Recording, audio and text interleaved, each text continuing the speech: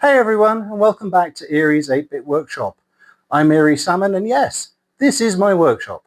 Today we're diving into the wonderful world of retro chip testing with this little beauty, the Retro Chip Tester Pro. If you tinker with vintage ICs, TTL logic, or even old school memory chips, then a gadget like this is like having a lab assistant in your pocket. The RCT Pro can test hundreds of different logic chips, EPROMs, RAM chips, and more. It's constantly being improved, which means new firmware updates coming out pretty regularly. Sometimes adding new chips to the database, sometimes fixing little quirks. Today we'll be walking through the process of completing a firmware upgrade.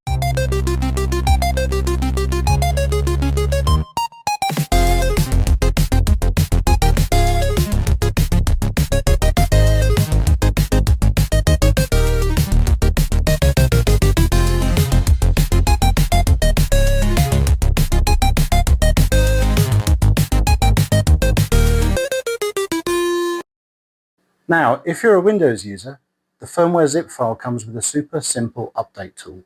But if you're a Mac user, like me, then the process is a little more hands-on. But don't worry, I'll take you through every step of the way. The official firmware update comes from the RCT Pro webpage on 8-Bit Museum. Just head to 8bit-museum.de/firmware. I'll put a link into the show notes. You can select your language from the panel on the right. Firmware is only available for retro chip testing users, so you'll need your username and password. If you don't have one, use the contact form to request one. Click on the latest release, download the zip file, and unzip it. And inside you'll find a .hex firmware file we'll need. Here I've downloaded 0.28 beta 5. Next, the tool we're going to use is called avrdude. It's an open source utility for programming AVR microcontrollers. We can install it on a Mac either using Homebrew or MacPorts. If you've got Homebrew installed, just type brew install avrdude and let it run.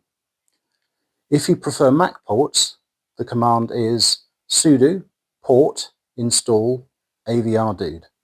Either way, once it's done, you can check the install by typing avrdude -v. To actually talk to the RCT Pro, we're going to need one of these, a USB AVR programmer. These little guys cost just a couple of dollars from AliExpress.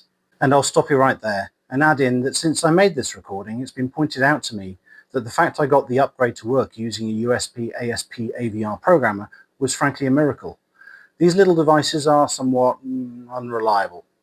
Stefan at 8-Bit Museum recommends using the STK500 programmer. So, although we'll carry on and watch me using the USB ASP, the only difference in the process will be to use the -C STK500 instead of -C USB ASP on the command line. Before we upgrade, let's see what firmware we're running. Mine is currently on version 0.27. The update we're installing is 0.28 beta 5.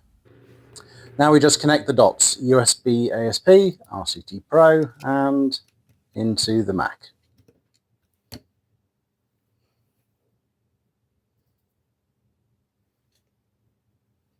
On the RCT Pro, find the 6-pin ISP header. The ribbon cable plugs in here. Make sure the red stripe lines up with pin 1. When you download the firmware zip file from the project website, unzip it. Inside you'll find a hex file.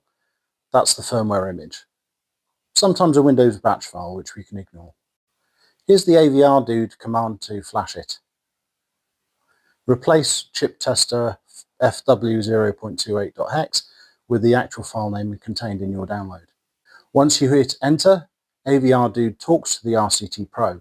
It erases the old firmware, writes the new one, and verifies it.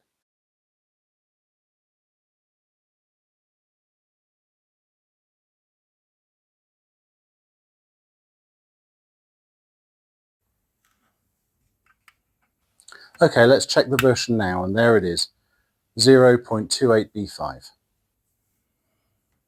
Let's make sure everything's still working. Here's a trusty 74LS00 NAND gate.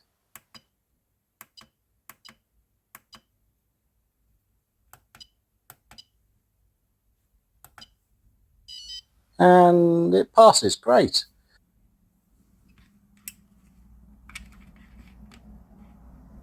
Now for something a bit more interesting, an 8118 RAM IC.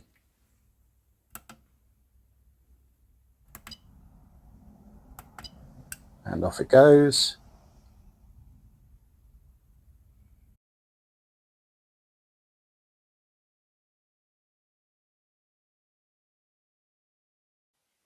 And that's passed too. So there you have it, firmware upgraded on the Retro Chip Tester Pro Mac Edition.